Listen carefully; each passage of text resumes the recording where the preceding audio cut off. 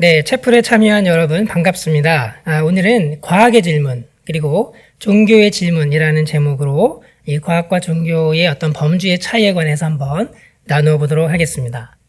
자, 지금 여기 두 가지 그림이 있습니다. 이 그림 중에 어느 것이 더 진실에 가까울까요? 이 왼쪽 그림은 밤하늘을 찍은 사진입니다. 그리고 오른쪽 그림은 반 고흐의 작품이죠. 이 과학적 관점에서 보면 이 오른쪽 그림이 훨씬 더 밤하늘을 잘 기술하고 묘사합니다. 이 과학의 질문에 답할 수 있는 좋은 자료가 될 수 있습니다. 하지만 우리는 이제 다른 관점으로 이 두 그림을 비교할 수도 있겠죠. 이 반 고흐가 재창조한 이 달과 별들의 어떤 밤하늘의 이 묘사는 예술적 관점에서 보면 훨씬 더 아름답고 깊이가 있고 값진 작품이라고 할 수가 있겠습니다. 이 그림 중에 어느 것이 더 좋을까라고 여러분이 묻는다면 과연 어떤 기준으로 어떤 질문에 답을 하기 위해서 이 두 그림을 선택할 것인가에 따라서 그 답변이 달라지게 되는 것이죠. 과학이라고 하는 것은 우리가 경험하는 이 우주, 이 물리적인 우주에 대해서 끊임없이 질문을 던지는 이 과정입니다. 이 과학의 발전을 통해서 우리는 이 우주의 그 빅 히스토리에 관해서 많은 것들을 배우게 되었죠. 138억 년 전에 이 빅뱅으로 시작된 것처럼 보이는 이 우주는 기나긴 과정을 거쳐서 약 50억 년 전에는 지구와 태양계가 만들어졌고, 지구에서는 이제 생명체가 만들어져서 긴 진화 과정을 거쳐서 약 수십만 년 전에는 호모사피엔스, 우리 인류가 지성을 가진 인류가 탄생하게 되었습니다. 이것이 여러분이 고등학교 때부터 배우는 그 빅 히스토리의 내용이 되는 것이죠. 우주는 무생물의 시대에서 생명의 시대로, 그리고 생명의 시대에서 지성의 시대로 변하는 아주 드라마틱한 과정을 거쳤던 것입니다. 이런 빅 히스토리를 밝힌 이 과학의 질문을 한마디로 말하면 어떻게, how에 관한 질문이라고 할 수가 있는 것이죠. 이 과학은 알려져 있지 않은 우주의 비밀들을 하나씩 풀어가는, 그래서 인과관계를 밝히고 어떤 합리적인 설명을 추구하는 작업이라고 할 수가 있겠습니다. 하지만 우리에게는 이 과학의 질문만 있는 것이 아닙니다. 이 우주와 인류 그리고 나의 삶에 관해서 우리는 과학을 넘어서는 혹은 과학이 답변하지 못하는 그런 질문들도 던지고 답을 추구할 수밖에 없는 것이죠. 이 과학을 넘어서는 형이상학의 질문들에는 철학 또 혹은 종교의 질문들이 포함되어 있습니다. 그것은 우리 삶의 어떤 의미, 또 목적, 가치, 우리 관계에 관해 묻는 질문들이라고 할 수가 있겠습니다. 어쩌면 우리의 삶을 우리의 삶을 조망하고 우리가 또 인간답게 살아가기 위해서는 과학의 질문보다 오히려 이런 질문들이 훨씬 더 중요한 질문일 수도 있다는 이야기입니다. 가령 예를 들어서 나는 어떻게 존재하게 되었나요? 라고 누군가 묻는다면 나의 기원에 관한 질문에 관해서 과학적으로 답변할 수가 있겠죠. 엄마 아빠로부터 온 난자와 정자가 수정이 되어서 이 단세포에서부터 DNA 코드에 따라서 세포 분열을 통해서 10달이 지나면 내가 태어났다. 이렇게 답변할 수가 있습니다. 이 과학적 질문에 과학적 답변을 하는 것이죠. 하지만 이런 답변만으로는 나라는 존재를 다 설명하기에는 굉장히 부족해 보입니다. 이 지구상에 사는 70억이나 되는 그 수많은 사람들 중에 나의 존재의 의미는 무엇인가? 이런 질문에 관해서 이런 세포 분열의 과정을 통해서 태어났다라는 과학적 답변이 과연 어떤 답을 줄 수 있을까요? 나는 어떻게 살아야 하고 내가 추구해야 되는 가치는 무엇이고 나의 인생은 어떻게 흘러가고 있는지, 내가 대학을 졸업해서 추구해야 되는 가장 중요한 것은 무엇인지, 정규직 직업인지, 이런 질문에 관해서 이 과학적 답변이 어떠한 영감을 우리에게 줄 수 있을지 모르겠습니다. 과학이 답할 수 없는 질문이라고 할 수가 있는 것이죠. 기독교를 비롯해서 이 다양한 종교들은 어쩌면 이런 이 과학을 넘어서는 질문들을 던지고 있습니다. 우리가 이 우주가 빅뱅으로 시작되었는지, 생물이 진화되었는지 이런 부분에 1차적으로 관심을 갖는 것이 아니라, 그런 과학적인 질문이 아니라 어쩌면 우리 인생의 목적이 무엇인지, 또 우리가 어떻게 이웃과 함께 살아가야 하는지, 이런 질문을 보다 심오하고 근원적인 질문을 이 종교가 던지고 있는 것이죠. 기독교는 과학을 가르치는 것이 아니라, 과학을 부정하는 것이 아니라 내 이웃을 내 몸과 같이 사랑하라고 하는 그 가르침을 우리에게 주고 있습니다. 이 두 가지 질문이 있습니다. 하나는 과학의 질문이죠. 다른 하나는 어떤 종교의 질문이라고 할 수가 있습니다. 과학의 질문은 어떻게를 묻는 질문이고, 이 종교의 질문은 왜, 이런 것들을 의미를 묻는 질문이라고 할 수가 있습니다. 문제는 이 두 가지 질문의 범주가 다른데 이 범주를 구별하지 못하고 이 질문들을 뒤섞어서 오류를 범하는 경우들이 많이 있다는 것이죠. 그냥 세 가지만 예를 들어 보겠습니다. 첫 번째는 지구가 둥글지 않고 평평하다라고 믿는 사람들이 있습니다. 미 항공우주국 나사를 비롯해서 전 세계 과학자들이 지구가 평평하다라는 걸 다 알고 있는데 우리 인류를 지금 속이고 있다는 것이죠. 그런 음모론을 믿는 사람들이 있습니다. 코로나 바이러스는 이 전 세계를 장악하려고 하는 이 불순한 세력들이 사용하고 있다. 그래서 백신을 맞으면 안 된다. 이런 음모론을 주장하는 사람들도 있죠. 이분들은 아마도 이 삶의 질문, 어떤 그 의미의 질문을 너무나 이렇게 깊이 던져서 그럴지는 모르겠지만 과학의 질문, 과학으로 답변해야 되는 질문을 다른 방식으로 답변하는 이 범주의 오류를 범하고 있는 것입니다. 우리가 과학적으로 답할 수 있는 질문은 이 과학의 방법을 통해서 답하는 것이 맞고 과학이 밝히지 못했다면 모를까? 과학이 잘 밝혔다면 그것을 수용하는 것이 바른 태도라고 할 수가 있겠습니다. 두 번째는 이 과학의 질문에 종교를 통해서 답변하려고 하는 오류를 범하는 사람들입니다. 지구의 나이가 6,000년이라고 믿는 일부 기독교인들이 있죠. 이분들은 기독교의 이 성서를 잘못 해석해서 지구가 6,000년 전에 만들어졌다 이렇게 믿는 사람들입니다. 우리가 성서를 보면 창세기에는 지구가 6,000년 전에 만들어졌다라는 기록이 없습니다. 이 성서는 지구가 언제 만들어졌는지, 우주가 어떤 식으로 만들어졌는지 이 과학적인 질문에 1차적으로 관심이 없습니다. 이 성서가 관심을 갖고 있는 것은 우리가 어떻게 살아가야 하는지, 어떻게 이웃을 사랑해야 되는지에 대한 관심을 갖고 있는 것이죠.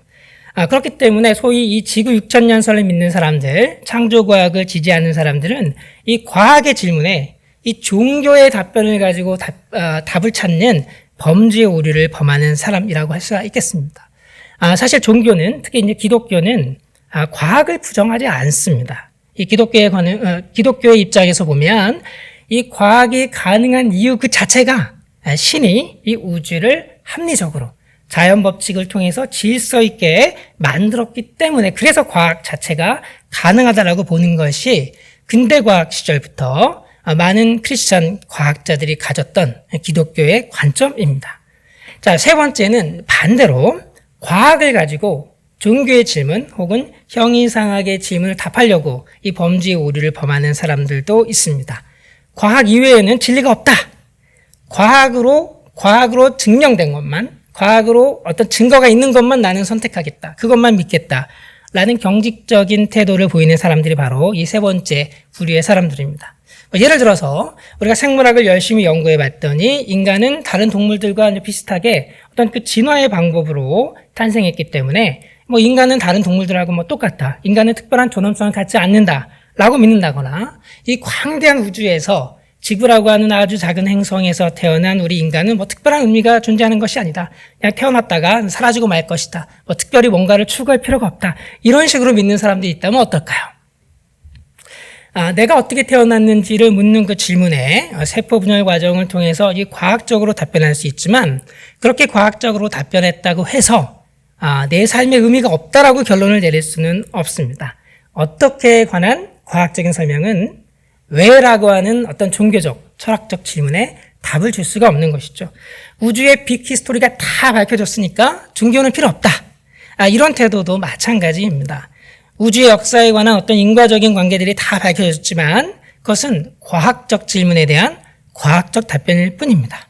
그 과정을 통해서 진화한 우리 인간이 도대체 어떤 의미를 갖고 있는지 또 우리 인류는 어떤 가치를 추구해야 되는지 우리 인류의 미래를 어떻게 설계해야 하는지 이런 문제에 관해서 우리는 여전히 철학적이고 종교적인 질문들을 끊임없이 던지고 그 답을 찾아가야 하는 것입니다.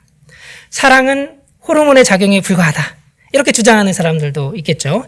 남녀 간에 호르몬이 작용하는 것은 분명한 과학적 사실입니다. 하지만 어떤 인격적인 사랑이라고 하는 것은 호르몬을 넘어서 헌신과 어떤 희생을 드러내기도 하죠.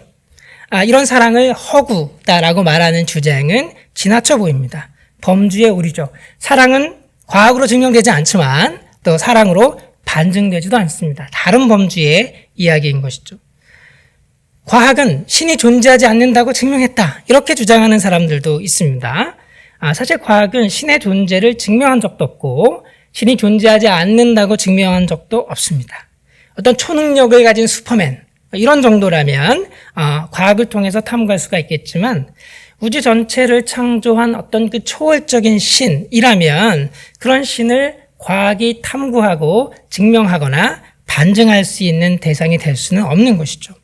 이런 관점은 이 과학으로 증명되지 않는 그 수많은 가치들 위에 우리의 인생이, 우리의 삶이 기초하고 있다라고 하는 매우 기본적인 사실을 간과한 범죄의 오류라고 할 수가 있겠습니다. 우리는 이런 범죄의 오류를 극복해서 과학의 질문과 어떤 철학적인, 종교적인 질문을 구별해서 다른 방식으로 그 답들을 얻어가야 하는 것이죠.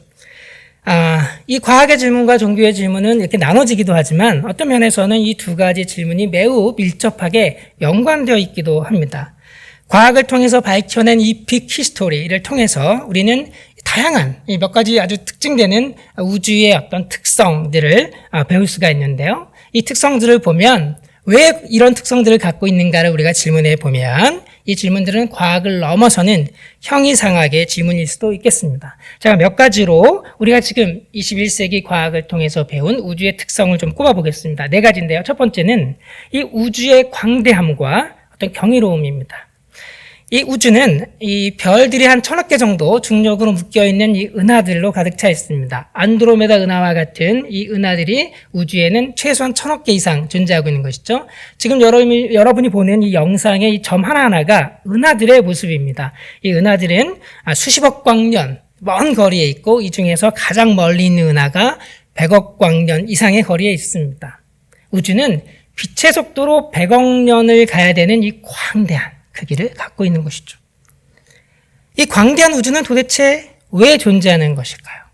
존재하지 않을 수도 있는데 우주는 왜 존재하는 것일까요? 어떻게 존재하게 되었을까요? 우리 현대과학의 표준 우주론에서는 빅뱅이라는 표현을 통해서 우주의 시작점을 기술하고 있지만 사실 이 빅뱅 자체가 어떻게 기원했는지에 관해서 엄밀한 과학적인 결론을 내리고 있지는 못합니다. 아직 우리가 모르는 것인 것이죠. 이 과학을 통해서 이 우주의 기원, 이 광대한 우주가 왜 존재하게 되었는가, 어떻게 존재하게 되었는가에 대해서 풀어낼 수 있을까요? 굉장히 요원해 보입니다. 이 우주는, 이 광대한 우주는 그냥 존재하는 것일까요? 원래 그냥 있었던 것일까요? 아니면 이 우주보다 더 큰 어떤 우주적인 지성 혹은 더 위대한 존재를 가리키는 하나의 힌트일까요? 두 번째 우주의 특성은 우주가 매우 수학적이라고 하는 것입니다. 여러분이 잘 아는 것처럼 뉴턴은 사과가 나무에서 떨어지는 현상이나 밤하늘의 달과 어떤 그 행성들이 운행하는 현상이 중력 법칙이라고 하는 똑같은 인과관계에 의해서 만들어진다는 것을 설명했습니다. 이 하나의 수학의 방정식으로 표현되는 이 중력 법칙은 100억 년이 넘는 우주의 역사에서 1000억 개가 넘는 은하들이 면밀하게 질서 있게 운행되었던 이 우주의 역사를 잘 기술해주고 있는 것이죠. 근대 과학의 성립 이후에 과학자들은 이 우주가 수학을 통해서 굉장히 잘 효과적으로 기술된다는 것을 배웠습니다. 도대체 이 우주는 왜 이렇게 수학적인 특성을 갖고 있는 것일까요? 우주는 어떻게 이렇게 합리적이고 우주는 어떻게 이렇게 수학적으로 이렇게 잘 묘사되고 이해될 수 있는 것일까요? 세 번째 우주의 특성은 우주의 우발성, 그리고 우주의 우발성 끝에 지성, 우리 인류가 탄생했다라는 사실입니다. 이 우발성이라고 하는 것은 어떤 필연적으로 일어나는 것이 아니라 다양한 가능성들이 있다라고 하는 것이죠. 우주의 역사와 지구에서 벌어진 다양한 사건들을 보면 이 사건들은 굉장히 우발적입니다. 이 우발적인 사건들이 쌓여서 이 우주의 역사 끝에 지성을 가진 우리 인류가 탄생했습니다. 다시 말하면 이 우주의 역사는 우리 지성을 가진 인간을 탄생시키는 것이 필연적이지 아니었다라는 것이죠. 그래서 다양한 가능성 중에서 이 무생물의 시대에서 생명의 시대에서 지성이 출현했다라고 하는 것은 우리가 기적이라고 부를 만큼 굉장히 놀라운 사건입니다. 도대체 이 우주의 우발성은 어떻게 지성을 탄생시킬 수 있었던 것일까요? 이 우주의 우발성이 계속 벌어졌던 그 끝에 태어난 지성의 의미는 무엇일까요?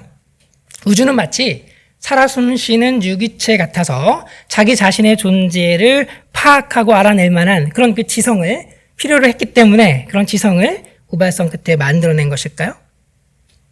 아니면 이 지성의 출현은 그냥 별로 의미 없는, 그냥 아무 의미 없는 사건일까요?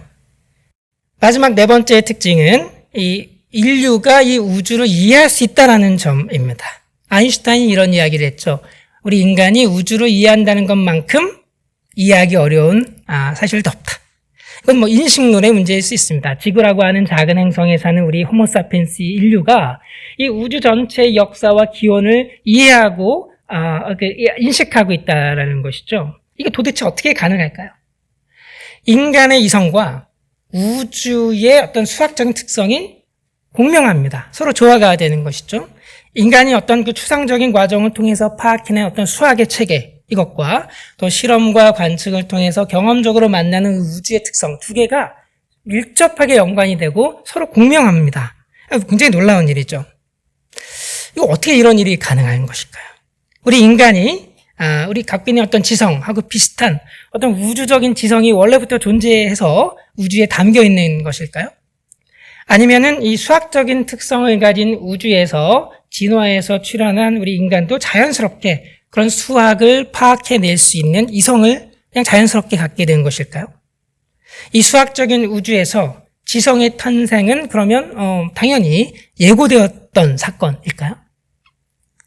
이런 질문들은 굉장히 흥미로운 질문들입니다. 제가 네 가지 특성을 이야기했지만 이런 특성들은 과학을 통해서 밝혀진 우주의 특성이지만 왜 우주가 이러한 특성을 갖고 있는가라고 하는 질문은 과학으로 답변하기 어려운, 어쩌면 과학을 넘어서는 형이상학적인 질문에 가깝습니다. 그렇기 때문에 이 현대과학의 결과를 똑같이 수용하더라도 내가 어떤 철학적 입장에 있느냐, 내가 어떤 종교적 입장에 있느냐에 따라 이런 그 우주의 특성에 대한 답변은 서로 달라질 수 있다는 것이죠. 과학은 경험을 기반으로 합니다. 수학과는 조금 다르죠. 우리는 경험을 통해서 실험하고 관측하고 만져보고 측정해서 이 우주를 인식하고 파악합니다. 그런데 우리의 경험이라고 하는 것은 굉장히 다면적입니다. 여러 가지 면이 있다는 것이죠. 다층적이에요. 여러 가지 차원이 있다는 것이죠. 이 우주에 존재하는 모든 대상들은 한 면만 가진 것이 아니라 여러 가지 측면을 갖고 있습니다. 코끼리를 만져본 시각장애인들이 서로 다른 이야기를 하죠. 코끼리는 딱딱해. 코끼리는 부드러워. 코끼리의 상아를 만졌거나 꼬리털을 만졌거나 어디를 만지느냐에 따라 어떤 부분을 경험하느냐에 따라 코끼리에 대한 어떤 경험, 이 판단이 달라지게 됩니다. 이 모든 설명들이 다 옳을 수도 있는 것이죠. 코끼리는 여러 면을 갖고 있으니까. 이 우주에 존재하는 모든 대상들은 시간의 함수로 연속적으로 존재합니다. 하지만 우리 인간이 경험하는 것은 매우 단편적이고 불연속적이죠. 예를 들어서 2시간짜리 영화가 있는데 이 영화를 2시간 동안 쭉 계속 보는 게 아니라 중간중간 그 스냅샷, 사진을 10장을 딱 봐서는 영화의 스토리가 어떻게 진행되는지를 우리는 알 수가 없습니다. 네, 우주가 영화와 같다면 우리 인간이 경험하고 파악하는 내용들은 한 10장의 스냅샷 사진처럼 매우 단편적이고 불연속적일 수밖에 없다는 것이죠. 그렇기 때문에 어떤 이 실제의 다면성, 코끼리를 생각하시면 되겠죠. 그리고 우리 인간의 경험의 불연속성, 영화가 아니라 스냅샷 사진을 보는 것 같은 그런 이 한계들을 우리가 생각해 본다면 우리 인간이 파악할 수 있는, 지각할 수 있는 어떤 한계, 이 과학의 한계를 우리는 분명하게 인식해 볼 수가 있습니다. 우리는 과학을 통해서 이 우주라고 하는 실제의 한 면을 보고 경험하고 연구하고 파악하고 지각해냅니다. 하지만 이 과학뿐만 아니라 과학 외적인 어떤 철학적인 또 종교적인 질문들을 통해서도 우주라고 하는 실제의 다른 면들을 우리는 파악하고 인식하고 질문하고 답해야 하는 것이죠. 우주의 존재와 의미에 관해서 또 그리고 우리 인류, 지성을 가진 우리 인간의 존재와 가치에 관해서도 우리는 과학적 질문뿐만 아니라 종교적 또 철학적 질문을 통해서 묻고 답해야 하는 것입니다. 자, 이런 질문들에 관해서 무신론은 과연 어떤 답변을 하고 있을까요? 이 무신론은 물질이 진화해서 우연히 목적 없이 인간을 만들어냈고 우리 인간이 신이라고 하는 개념을 발명해냈다라고 보는 관점인 것이죠. 이 무신론자로 잘 알려진 리차드 도킨스라고 하는 이 과학자는 신이 인간을 만들었다면 그 신은 누가 만들었는가? 이렇게 질문을 던집니다. 하지만 최소한 이 종교 중에서 이 기독교를 믿는 신앙인들에게 이 질문은 성립하지가 않습니다. 왜냐하면 기독교 신앙의 대상인 신은 누군가 만든 신이 아닌 것이죠. 뭐 슈퍼맨 같은 존재가 아니라 이 우주 전체의 기원, 우주 전체의 어떤 출발점이 되는 존재이기 때문입니다. 하지만 우리는 똑같은 질문을 이 무신론자들에게도 던질 수가 있습니다. 물질이 인간을 만들었다면 그 물질은 누가 만들었는가? 이 질문은 상당히 과학적인 질문일 수 있습니다. 이 질문에 관해서 무신론자들은 명쾌하게 답하지 못하죠. 그들은 물질은 원래 있었다 이렇게 답변합니다. 물질의 기원에 관해서 설명하기가 매우 어려운 것이죠. 하지만 물질이 영원전부터 존재했다 라는 이 답변은 기독교에서 신이 영원전부터 스스로 존재했다 라는 답변하고 비교해 볼 때 별반 다르지가 않습니다. 둘 다 과학으로 증명되는 것이 아니라 하나의 어떤 그 세계관, 하나의 어떤 전제, 하나의 어떤 신앙, 하나의 믿음일 수 있다는 것이죠. 우주는 왜 합리적이고 왜 수학적인 특성을 갖는가? 이 질문에 관해서도 무신론은 대답하기가 쉽지 않습니다. 무신론자들은 이 수학적인 특성은 자연세계가 원래 갖고 있는 특성이다. 하지만 원래 그런 거야. 이런 답변은 우리에게 만족을 주지 못하는 것이죠. 왜 약한 사람이 더 잘 살고 선한 사람은 고통을 받는가요? 라고 묻는데 인생이 원래 그런 거야. 이렇게 답변하면 만족이 되지 않는 거인 것이죠. 최소한 과학자로서 저는 이 답변이 만족되지가 않습니다. 인간의 지성이 어떻게 기원했는가? 이 질문에 관해서도 답변이 쉽지 않습니다. 우발적인 우주의 다양한 사건들 끝에 이 우주의 진화 과정 끝에 어떤 지성을 가진 인류가 탄생했다. 이게 기적처럼 놀라운 과정이라고 무신론자들이 고백은 하지만 어떻게 이렇게 지성이 탄생할 수 있게 되었는가에 대한 답변은, 과학적인 답변은 매우 어려운 것이죠. 우주가 수학적인 특성을 갖고 있고 인간의 이성을 통해서 이 인간의 이성이 이 수학적 특성과 서로 공명된다라고 하는 사실도 굉장히 놀랍습니다. 이것은 어떤 그 우주와 인간의 이성을 포함한 어떤 그 포괄적인 원리, 어떤 우주적인 지성, 아인슈타인이나 스피노자가 생각했던 어떤 그런 그 비인격적인 어떤 우주의 지성이 있는 게 아닌가 이렇게 들리기 쉬운 것이죠. 하지만 이런 게 이성적이고 수학적인 특성을 갖는 이 원리의 기원, 도대체 그런 우주적 지성은 어떻게 기원했는가에 관해서 또 무신론은 답변하기가 매우 어려운 것입니다. 저는 유신론하고 무신론을 비교할 때 유신론이 무신론보다 과학적으로 더 우월하다 이런 얘기를 하는 것이 아닙니다. 다만 이 과학으로 답변하기 어려운 과학의 질문이 아니라 과학을 넘어서는 질문에 관해서 우리는 과학이 아닌 다른 방식으로 답을 찾아야 하고 이 무신론은 이 과학적인 어떤 증거나 기반을 갖고 있는 것이 아니다라는 이야기를 하고 있는 것입니다. 과학이 답하지 못하는 종교의 질문에 관해서 우리는 열린 태도를 가져야 하고 끊임없이 질문하고 답변을 찾으려는 자세를 갖는 것이 지혜로운 길일 것입니다. 오늘 짧은 시간을 통해서 이 과학과 종교가 어떻게 서로 다른 범주를 갖는지, 과학의 질문과 또 종교의 질문이 어떻게 서로 다른지 간단하게 좀 살펴보았습니다. 여러분에게 가장 중요한 질문은 무엇입니까? 과학의 질문도 중요하지만 어쩌면 이 종교가 다루는 질문들, 삶의 질문들, 가치와 의미에 관한 질문들이 아마도 여러분의 인생에 훨씬 더 중요한 질문일 수 있습니다. 기독교는 진리를 추구하는 종교입니다. 이 과학적 사실을 추구하는 것이 아니라 우리 삶에 관한 질문을 던지고 답하는 것이 종교의 역할이죠. 하지만 이 기독교 신앙은 단순한 명제적인 동의가 아닙니다. 신이 존재한다. 이 명제에 동의하고 고개를 끄덕이는 거기서 멈추는 것이 아닙니다. 내 몸과 같이 내 이웃을 사랑하라. 이 명제는 참이다. 옳다. 고개를 끄덕이고 이 명제에 동의하는 것에서 그치는 것이 아닙니다. 진리는 증명이 아니라 헌신을 요구하는 것입니다. 내가 무엇이 진리라고 믿는다면 내 삶을 그 진리를 향해서 헌신하는 것을 의미하는 것입니다. 누군가의 행동이 불의하다라고 내가 그렇게 믿는다면 그 불의에 맞설 실천이 요구되는 것이죠. 국가의 폭력이 정당하지 않다라고 내가 믿는다면 그 국가의 거대한 폭력에 맞서서 항거할 그런 실천, 헌신이 우리에게 요구되는 것입니다. 진리는 헌신을 요구하기 때문이죠. 과학을 통해서 배운 이 우주의 특성은 우리 인간의 의미에 관해서 깊은 어떤 통찰과 질문들을 던집니다. 그리고 인간 존재의 의미, 이 우주의 역사에서 태어난 지성을 가진 우리 인간의 존재를 생각해 보면 우리는 과연 우리가 어떻게 살아야 하는가를 라고 보다 실천적인 질문으로 옮겨가게 됩니다. 과학의 질문을 통해서 그리고 종교의 질문을 통해서 이 심오한 우주에서 탄생한 우리 인류 그리고 여러분과 나 우리의 삶의 의미가 무엇인지 이 삶의 가치가 무엇인지를 더 깊게 생각하는 계기가 되었기를 바라면서 제 이야기는 여기서 마치도록 하겠습니다. 고맙습니다.